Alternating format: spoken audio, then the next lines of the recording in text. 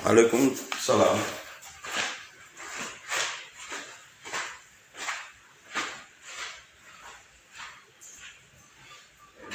Salam. Naam.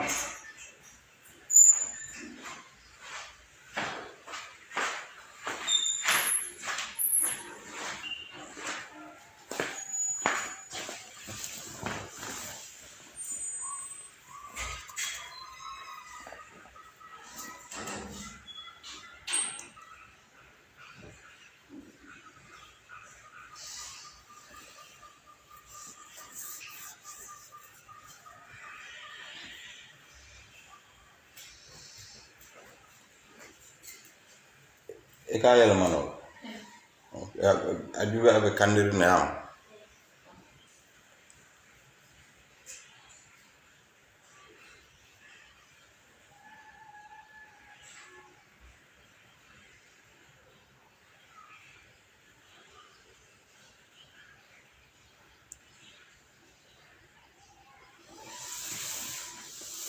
Yo, assalamu alaikum. Good morning, Gambia. Mbe mo be control na itoni konton la bi aramiso somandala Gambia banko kanjang. Mba falal be assalamu alaikum wa rahmatullah.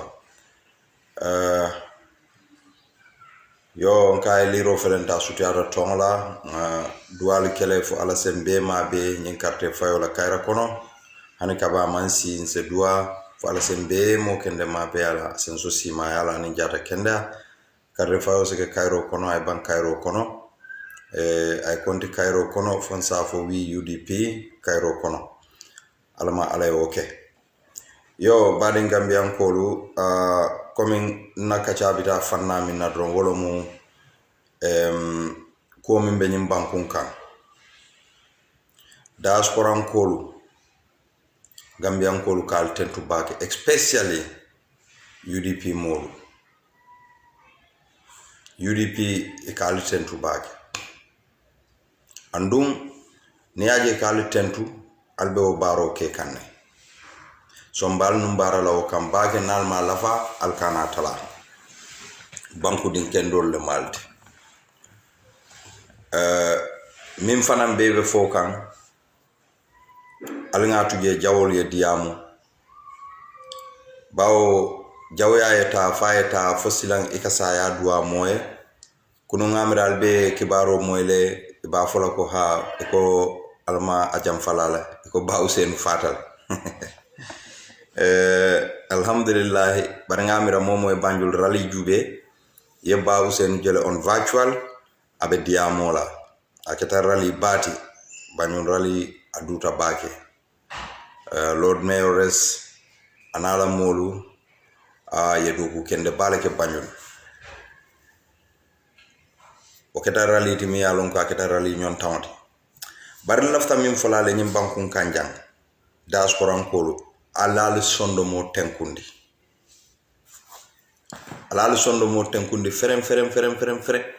al kamin be moy ebe carte sangolela ebe ta kanne nin ko di jama inila carte sango inila ko di jama wallahi imantra ke kam momola ibe barole tapale yaka mo fawnata ya jam kunu mawo jede mole ya fonye jam kunu barinte fawo nyamaje andu mammoje yake min ako kunun NPP kol kadun sate wala kono ka $200 di molle ka fa al sa fight NPP I don't know how true that is but ko je isi $200 o di no nyimmo bela ba Gambian ko bela ba but $200 wala dum bati nan leyte bela carte o fayla NPP ba NPP i manke parti sobeti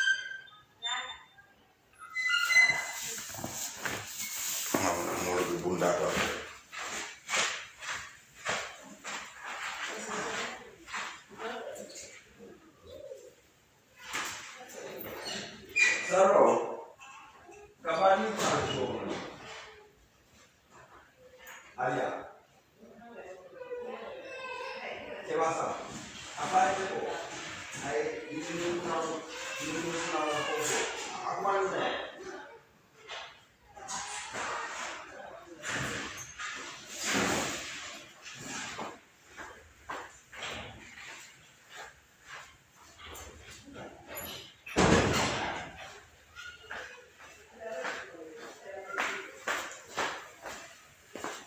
nka alhekatu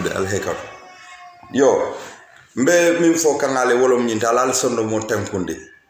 ale diaspora mol mir beje nata jang mse tentu bake nge jay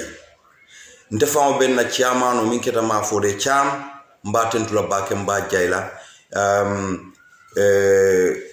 keba sabali anala musukendo min keta fatsen sabalite mba tentu la mba jayla lalo samate na country coordinator lalo jete na country coordinator Swiss mba tentu la mba jayla Esa ABC mba tentu la mba jayla from the US Jena Bamaz, Jara Sane, Aisatu Jawara Wolu, Kasamandi Sise Mori Wolu, Musiata, diaspora Mumi Yalunka Jita Jang. Good morning, my sister, Kadisan. Imanna Lifula. You see, we spread. Njanjantale. Ntabukata UDP la, ntata UDP la mitin ba kilinoto, wolom brikamati. Because ngamin for wolom nyintiko UDP la meeting bla molmil be kanaje wol sototale. So let's go for people minuli alonko iman ibeswolu kono. So this is what we have been doing. Andum moluba kanne. People are doing that. People are doing that. So mbemin folale wolom nyintiko nyimbankun kan everything is going fine. Kol bitaka nyamal. Andu nyin karto abe fayla kayra kono inshallah rabbi abe banna kayro kono nadiyata allah subhanahu wa ta'ala alal sonno mol tenkun al kanyim mimbe moy e mantra ke kam momol ibe baro dronne tapale yakam kodoka because this is what they are.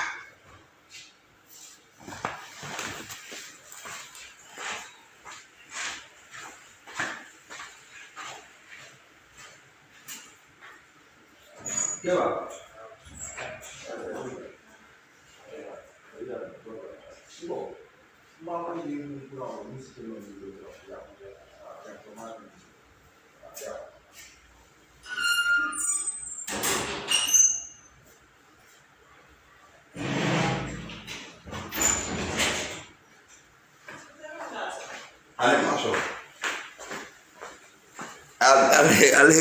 Alhekatu bake yo alal sondo mol tenkunde gambe beta ku kan molu janjantale nte haninga moso leaf la na moto ko non ka engage le. I don't know ni be nyim bankun ka ibuka kibar soto you are totally blackout ibuka kibar soto gambe dingulu man kibaro soto Gambia dingul iman kibaro soto nyimbala fa warta baki average Gambia nol fa barola domoro mu mint imalo mol minul kabula barono ma tapale balu ntetata fitalia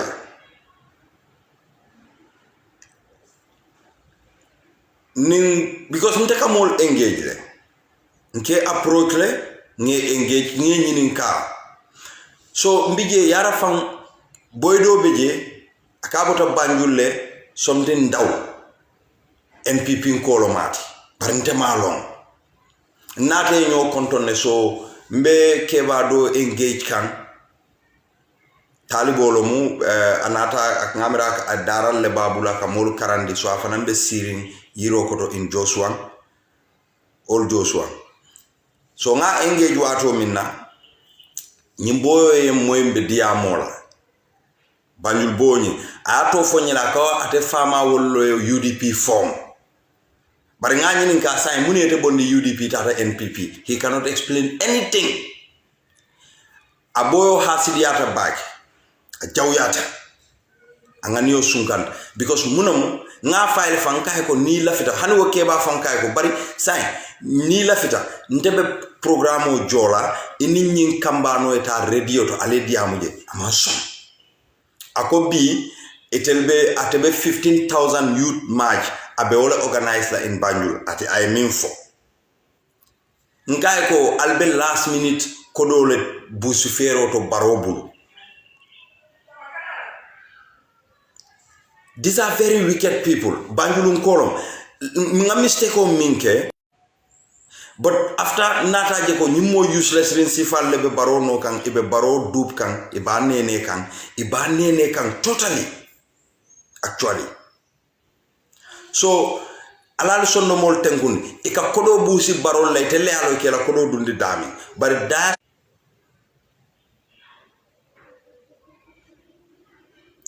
diaspora is doing very well and Gambia nolu ibe fahamu kanne barhan sign fonga diamu moli so I'll tell momo ye molong please amari call ya engage barobe tembo minto he is finished because mune atina Gambian call ya lon ko baro is a selfish leader aba kumoleje amantra Gambia ije Gambian Kole wolon. Thank God that ko Gambian Kole was shooter. And be continue la ko for Gambian Kole until the last minute election over kela watu min. And until diaspora Kolu mbentale nun His Excellency Honorable Usainu Daboya ala office auto. Ba wolun no nga hadama di uje nga kebalu je milialon ko sio siata sanji taworo lot. Important diaspora. Oto nying election o manke chahanoti. Ni election o manke chahanot wolu be nata pour ka volunteer pour ni election on e kamune fo in fact diaspora ko ko lafta ka ke pooling agent le because ye nyin soute ko baro nala molu lafta pooling agent le bribe la pour ni control be kekan pour isa foko because ya lon ko barobe boyla le na diata Allah subhanahu wa ta'ala ya lon ko mota noma al ka barola mitingul jele dindim bojo ndingol dorne katara farinje kunun defama bayi tandi kan musola jambe jele kan kay ko nga he baro e moso o be sirin jam laban wo be minna o bulala because akata kijola fara mun na barobe mo jama soto nata ngan nata lo yitandal labanga jele dal fo ka singul indisan because I be dindi mere I don't know Gambia parents or jumal ke dingol bule ikatani meeting la up to suto at that time more understand no so ala sondo mol tenkundi ale kumandiro ke until on Saturday janni ba fola ko carte fayo be banna al diamu moli ha al nga continue ka diamu moli Nying banko mantra izering. Balu Gambia is one of the most expensive country. Ndenga minja nyal. Banko mi yalonko mola joma betea. Jolu mansia wo banko kan na balu na ta kolea. Wo banko balu na ta kolea. So auto alngan so no mol tenkun. Imagine baro meta nyim fola janne ko baro ebe alaikum salam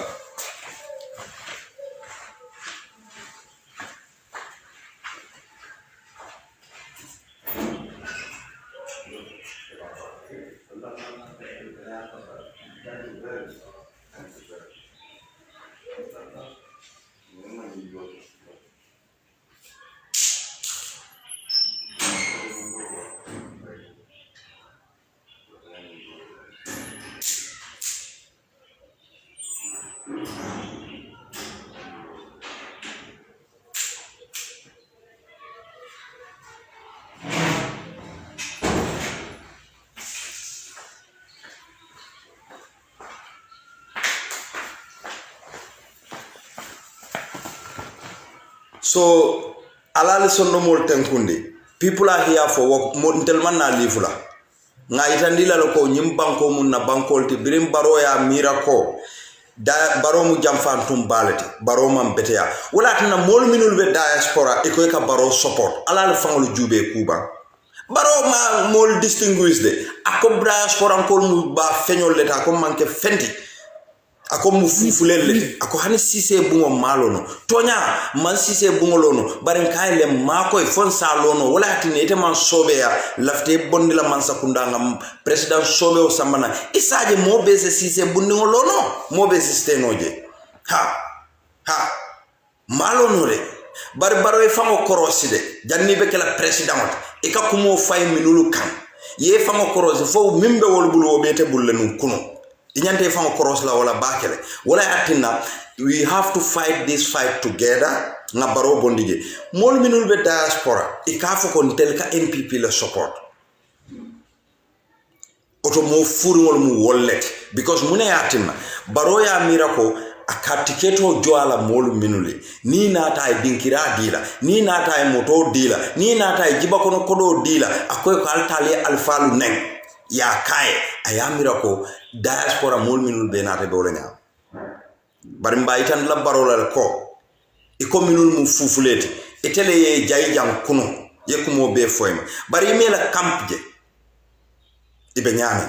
bawo dembo by force ite keba babe kafo min kono inyanta keba yale kala mbari ndembo keba ya inyanta ka woleke bari te keba ba isondo moye na dasa foy koy kalo mitin kenoloto ikoy ka fo sarahulol ni jolal ni manjakol ni sikotangol leko nali sonta mandin kolu sita jang ibal bayla jan dembo bay fosman silala kaburola akamu keba la de ñim mu ne keba sifati dembo ta fango jubela ba dembo la family ta fango jubela ba nin dembo dingol na bari dingol le bebe ku kilingoto gambia jang ya lonko ila alfa mantra ku sobe kan hadumo la ya samba bar dembo etinyaro kele de imanya na sifatan fanso kele ni baroka sifatan fanso ke ika barobula sifatan fan dembo yare fanan kanyim fo baroye wotumo mol buke ta fo nyin to de bari nyanta ko diam le ma diam bari maji ala ye wanyar last minute ala ye wanyar alfa sobe o buka mawo nyama alfa sobe o kam molu chokele ite ko itelo mo religious advisor Allahu akbar bari nsi rawlatul majalis nse tentu bake under the leadership of Sirif Nano Hydra bring ye UDP and Dabo endorse nyina nyanta kake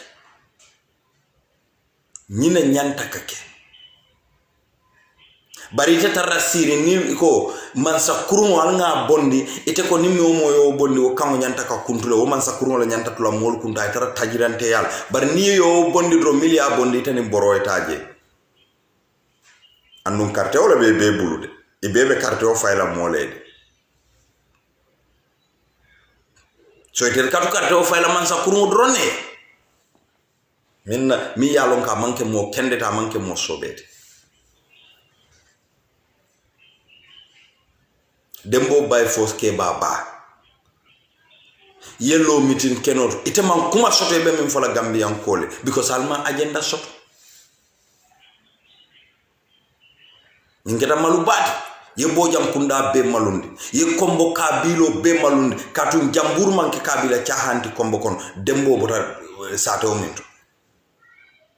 bakaw manke sate chahanti gambeja bakaw mu ciosan sate wolati bakaw kolla politiko tambita walale but dembo by force itebe 22 years iketa national president UDP sanji jello mu imu national president fo biri itebe UDP itebe siyo le kele kamno bilo mu UDP be kala siyo kele ladi ite boring kola je munete fa ko korosi laban ndesan bari bala fa mo kake bala fa molet sada mo kake sada molet jamfan tungo kake jamfan tungolet dembo itele ya long inyingo ni nango mimbe nafal itele ya long Usain Dabo nenata fala moy ay nafa min ketel bari itele ya long Usain buka mo jamfade bari Usain jamfal bari dembo ila video le be molbulu ko ibama ko nite Usain Dabo jamfa itele afo mo man sukurduida mo man kidiloy tonto mo mallidu ida buto wala yaf ite dembo well alhamdulillah rabbil alamin balo mo nyinti because nafiko ni be kafo kono aka kafo tinyal bar nafiko na botal la kafo kono aka kafo yirwal UDP yirwanya di le soto alila podium mol kanjube ni sita ali alfalu jube kabom famala ba sambu kante council of elders omo alfa sobe balet wol buka ku nukundi buka ku dukundi yena ye UDP la podium o kanjube ye musoluge ajiyam seka be nyaton kayala ajiyam ndaw yabo bi wolom UDP la president wolom national president of UDP hani Usain Dabo la boss mo ajiyam ndaw yabo leti Usain Dabo happened to be the secretary general and flag bearer but patiola national president womu ajiyam ndaw yabo musolom oto pati jumale divasta ka tambi UDP la nyimbam kunkanja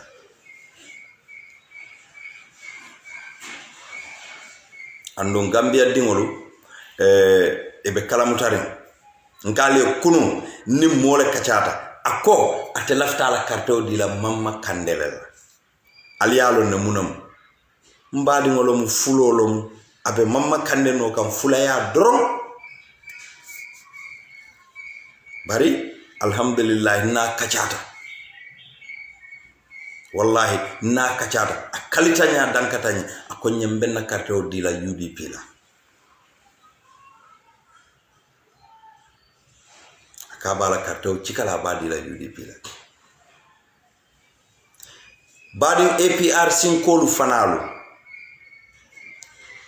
yaya jamme ka sanyo wulinda la kuola kwa tele tamal telti altel ma right sotono al faye altek alman kuning because yaya ko alta ala material lo mal alkana son yaya alka material al dingol mina albe wuluka wol fanal sikeno president no Gambia oto alina na mbenga Gambia bondintele nal mu bakilin fakilent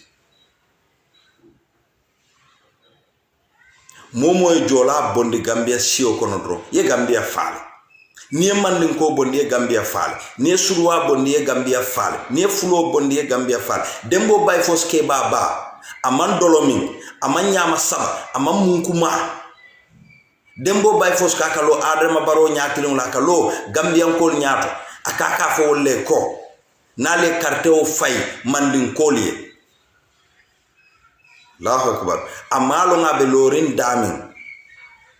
wo banku keso abinala bana wo banko le duma ame mira la kaburol bari molo mat mimbuke mira dina kula de alse wolong alse adino sembo mawara adino sembo mawara adino sembo mawara ibenin tiko mola momola hasidi adron be faringa sondo moko Gambia wodi mbemu sikilin natiba fonte lebuka intamare ndel lebuka ranyola sangor ndel lebuka nyo kulli muntuma lo nyin kumas ni yaya jamme ta ya nene wo sikola pour nyin sidol bese rebel against one CEO ama wokno yaya jamme itel fanal nata yo dairi kilon landi nyaakilon ikoy be strength kilon letal wala yatin na badin sarahulol ngole alal hakilolutu altata ali UDP moto ma ali bumberola jahali ala lon ko video lebe molbul faltel lom jumati sarahulo muntuma bara sarahule kendol sarahulo milie fam horoma wallahi hani atre mantra UDP wolte o manya kala atole o doron asabuto italia mutako fewo fembe tala ni symbole la bawo ila kuni o manfutaji Allahu akbar bar Gambia alinsen hakilol tubaki NPP ale tinyaro kele de ale UDP la motota kote ka aliya wero be tay jahali ibite la meeting la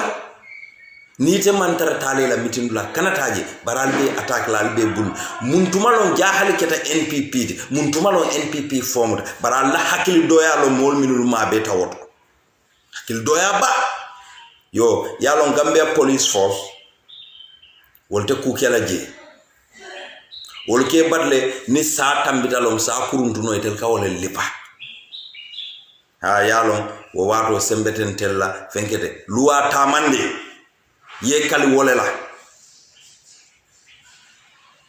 jumale bete bayla do ko la ko ite tatale pour ka ko investigate pour ka tonya sabatin to maintain peace ralta kela albe tarra ñin dogo lela nali tata momi yal kay ko nso pasola nkontel fanglu billahi ali bar fo banko e fali ni banko falinta milbina la ja wol man la fitilimbal yala wol lafta toñal la tilingo wol laftale hani Ousainou Darboe dingo num kunda dabo nay luwa tiñale luwa tamanda kan luwa nyanta tamala nyami ntel man la fale mo nya ko no jube mantara banko kele kawo ka wo mu faniyalete aluluwa tamande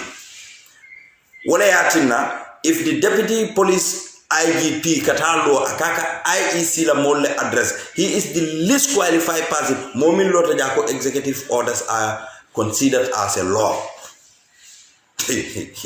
alkanyinul lamwe Gambian call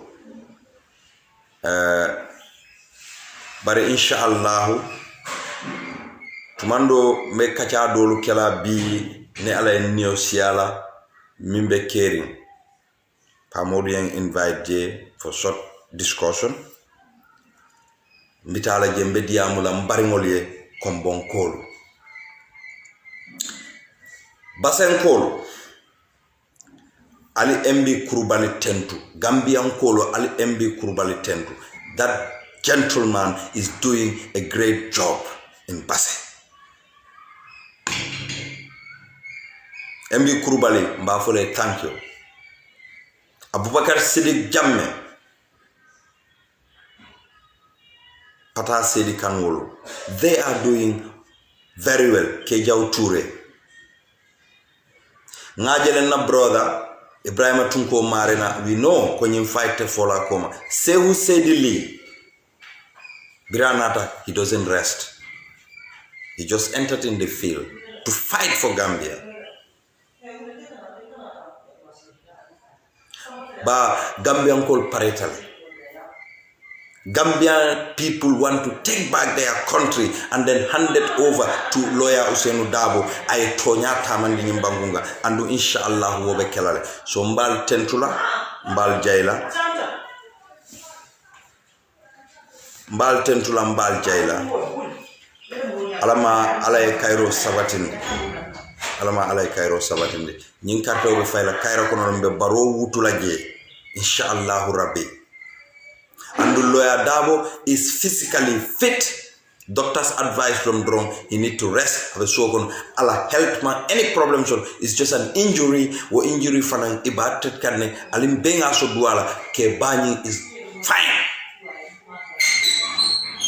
He is very fine. Womo kunta wala diamo bawo ye kumo beref ye lawyer Darboe fale ye sangolu lakan ye kuolu lakan e kate lola so sai election o sitale inshallah lawyer Darboe betarra boxo bala sai male be minkela ko de ko last minute mbadunga afuka fatale isa jala vota so ngoytel mu faloti nyami yamira ko Gambian kol mu faloti wala nyama etel mu faloti nyami yamira ko Gambian kol be wala nyama ngamira hasidiya danta nyineto foi ka saya duwa moye bare saya duwa doye ndelta duwa la moye de ndel ko mbe baro kisi la le baro lota state house la kala mole alta lawyer Darboe ko nana rabe commissioner le settler. What is his problem when lawyer Darboe said ka be commissioner le settler munana journalist oltre baro nyini kala why he is so terrified why a irritate wo kuola baro man seneale ni aje besila la okuola iman senea mbe na sister kontrol na Fatou Silla Cissé Fatou Silla Cissé numbara bake ila good morning Gambia la dukare alinga continue ka nyinko ka Gambian kol kaitandila ila doko ibe doko minna Gambia be alon hadi Demba wolu Sana Jaju wolu Mag Jane wolu Bamba Mas wolu everybody everybody. Today the mega rally is going to be in Bakote. Nak definitely lafta o attend lale, but because rally buka kumasi juna andung mi yang invite ala radio ka do ko kenen time wala so mbetar la woleto aning butung ntekata finto kumasi le ni momo bentante ka diamu yele nteka diamu yele inshallah andum be continue la wala le so mbal tentula mbal danila alsenso duala bake fonse jata kende ya soto fo ala sen be ma bendi nyin carte fayola msita nga decide le kontel diaspora mbe monitoring le kala sai because UDP e kekende balo ani muskende balo tombon keke pooling agent toluti so telbe monitoring le kala mbe diaspora mol fanal danila momo ya lonko you leave